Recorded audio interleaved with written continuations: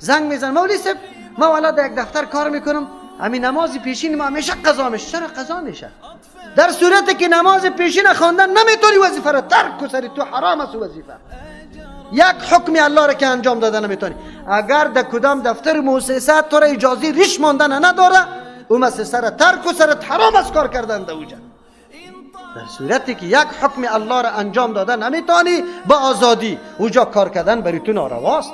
اگر مسلمان هستی عقیده به الله داری که رزاق الله است، دفتر کفار نیست، اگر این عقیده را داری، اگر نداری جدا مسئله است دیگه.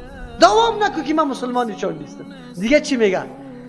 دیگه چی میگن؟ والا مولوی صاحب من خو یک کمی کوتاهی خیلی زیاد دارم، خو یک چیزی باز خیرات هم میکنم.